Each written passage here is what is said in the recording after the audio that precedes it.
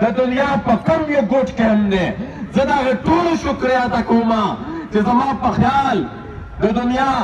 شاید چې داسې ښار پاتې شوي چې هلته د افغانانو راوتې نه وي او احتجاج یې نه وي کړی او بیا د ټولو ناهمه خبره دا ده چې په دې لنډ تاریخ کې په لرو بر افغان کې په لرو بر افغان خاوره کې داسې یوه واقعه اوس په دې لنډه تاریخ کې نه ده شوې چې دومره په غټ تعداد سره افغان ولس د کرښې په دواړه غاړه راوتي که په سوات کې راوتي دي په کونړ کې هم راوتي دي که په پېښور کې راوتي دي په خوست کې هم راوتي دي که په لورلای کې راوتي دي په جلال آباد کې هم راوتي دي که په پېښور په کوټه کې راوتي دي په کابل کې هم راوتي دي ملګرو زه خو دا وایم چې منظور ګرفتاري خو د ډېره مخکې شوې وي منظور ګرفتاري د لرو بر یو افغان دا حقیقت وو خو دا حقیقت یې یو ځل بیا راژوندی کړو ملګرو ما په هغه ورځ هم چې کله منظور ګرفتار شوی و دا خبره مې په پریس کانفرنس کې کړې وه چې منظور پشتین کی گرفتاری ریاست کو بہت مہنگی پڑے گی ملګرو تاسو عمل دا خبره ثابته کړه ملګرو زه دلته ستاسو د خپل عمل ستاسو د خپل سیاسي عمل نه دا خبره هم ثابته کړه ما پرون په بله ورځ په واشنګټن پوسټ کې یو ارټیکل لیکلی و په هغې کې هم دا خبره کړې وه چې د پاکستان د جرنیلانو یره ولیده د پاکستان د جرنیلانو یره ځکه ده چې دا ستاسو غورځنګ دا داسې نه چې دلته خلي په دې پښتنې خاوره باندې یو شعور راوستی دی یو بیداري راوستی ده دا د ډیورنډ د کرښې هغه طرف ته هم چې چېرته هم د افغان خاوره ده په هر ځای کې یو بیداري راوستې ده دلته خپل مستقبل په خطر کې ښکاري دلته خپل جنګي جنون په مستقبل په خطر کې ښکاري دلته خپل سټریټیجک ډیپ په خطر کې ښکاري ملګرو خدا ورته موږ وایو چې دا فیصلې دا منصوبې دا پراجکټونه دا د سټریټیجک ډیپ پالیسۍ دا که ته اوس نه هم ختمه یې دا که ستا اوس هم دا خیال یې چې په افغانستان کې به روغه وشي امریکا به وځي زه به بیا خپل طالبان راولم هلته به یې په حکومت باندې قبض کړم نو دا خبره به دی د سوچ نه مباسې د ذهن نه به دې وباسې د وهم و ګمان نه به دې وباسې چې څو پورې دا غورځنګ ژوندی په دې خاوره به دا غورځنګ به ستا مخې ته ډال جوړېږي دا غورځنګ به ستا مخې ته ډال ځکه جوړېږي چې ملګرو تاسو ولیدل چې په تاریخ کې په لومړني ځل په تاجکو کې خلک راووتل په دې پښتنو کې خو راوتي دي په تاریخ کې په لومړني ځل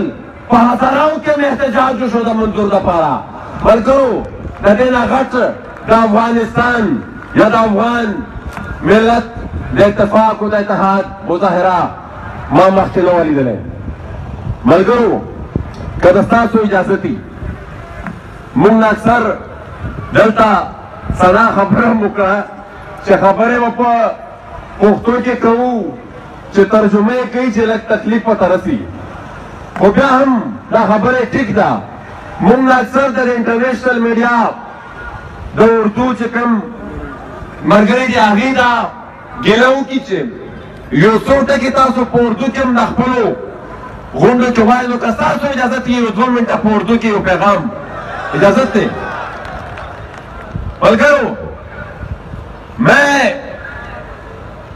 اس اسٹیج سے یہ حقیقت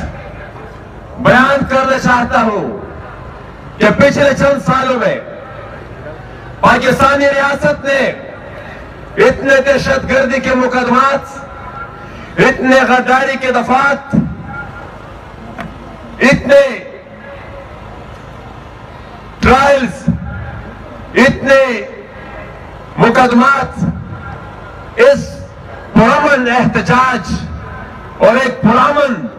سیاسی جدوجہد کرنے والے پشتون تحفظ موومنٹ پر جتنے مقدمات بنائے ہیں، اتنے مقدمات، اتنی غداری کے مقدمات یا اتنے دہشت گردی کے مقدمات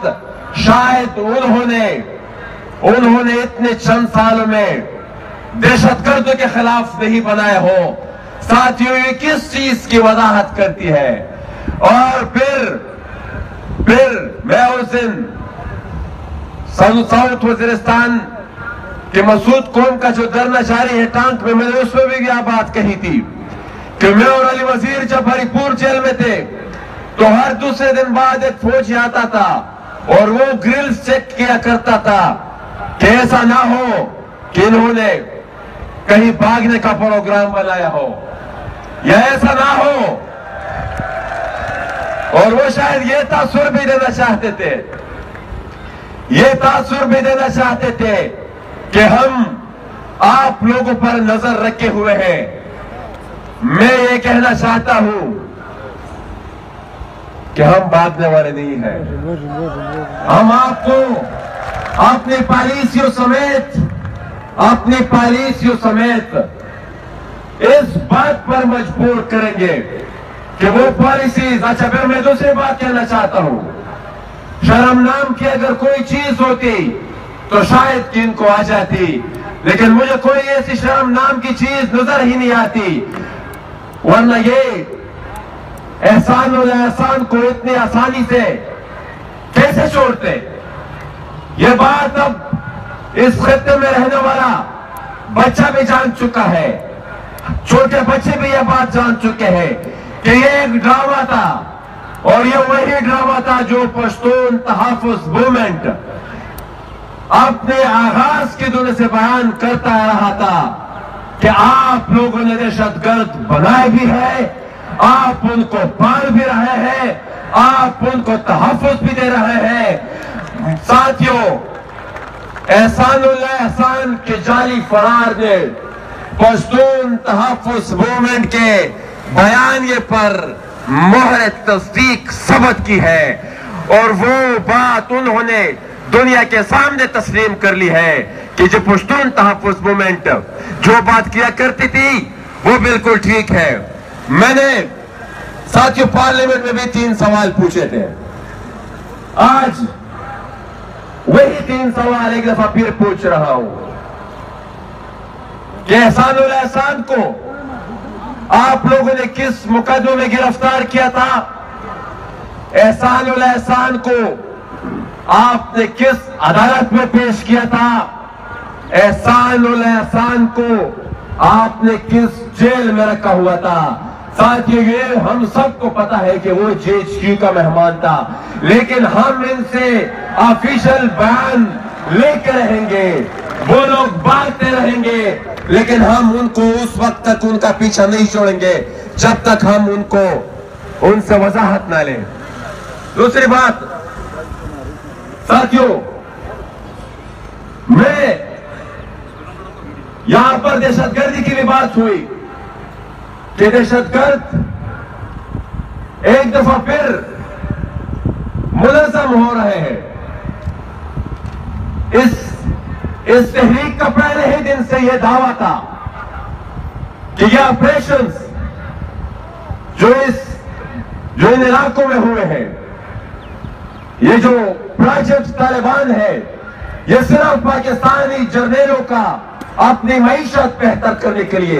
اپنے ذاتی کاروبار کے لیے شروع کیا گیا ایک کاروبار تھا۔ اس میں نہ انہوں نے کبھی دہشت گرد کو مارا ہے، نہ ہی انہوں نے کبھی دہشت گرد کو پکڑا ہے، نہ ہی انہوں نے کبھی دہشت گرد کو سزا دی ہے۔ یہ آپریشن، یہ ساری دہشت گردی کا پروجیکٹ، یہ ہمارے وسائل کے خلاف تھا، یہ ہمارے چلغوزے کے خلاف تھا، یہ ہمارے چلغوزے کے بارے میں تھا، یہ ہمارے کاپر کے بارے میں تھا، یہ ہمارے کرومائٹ کے بارے میں تھا، یہ ہمارے اور تو اور یہ ان کمبل کے خلاف تھا، یہ ان رسائیوں کے خلاف تھا، اور ان چھوٹے چھوٹے घरेलू सामान के खिलाफ था, जिसके बारे में यहाँ में मुझसे पहले हाजी समद खान ने तफसीली जिक्र किया। साथियों, मैं एक और भी बात करना चाहता हूं, आखिरी बात है उर्दू में। उस दिन पाकिस्तान के वजीर आजम इमरान खान ने शायद यह बात भी कही थी कि हम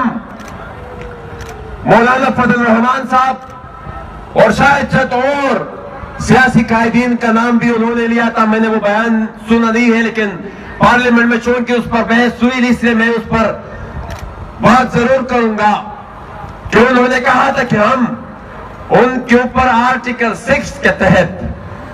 मुकदमा चलाएंगे। मैं ये कहता हूं कि इन्हीं पाकिस्तान की अदालतों ने उन लोगों के बारे में,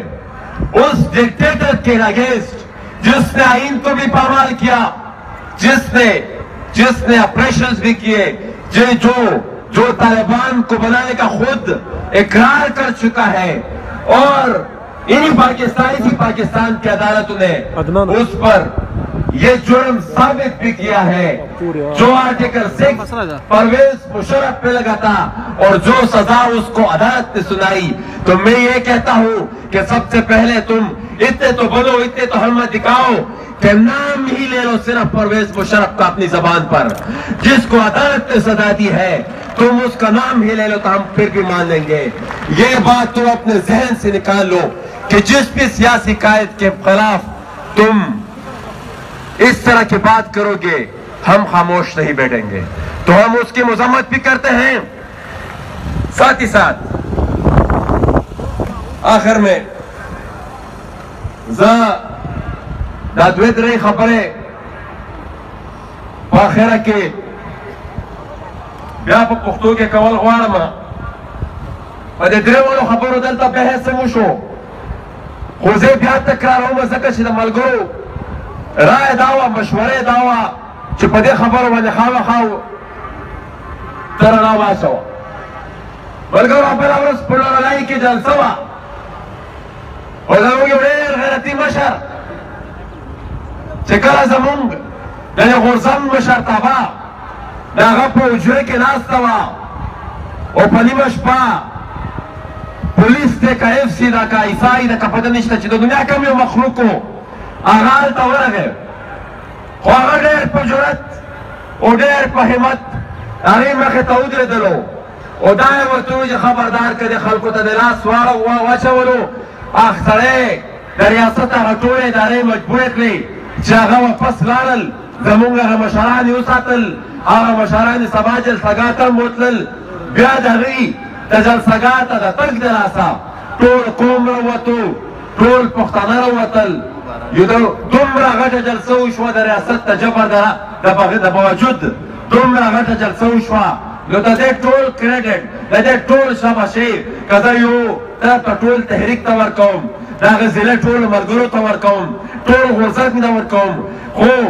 بیا د ټول نه زیات کریډټ د هغې سردار ګلمرجان ته ورکوم چې هغه د پښتنو د غورځنګ د مشرانو ساتل. او بیا دلته یو بېوقوف ډیپټي کمشنرو هغه یو بیان ورکړی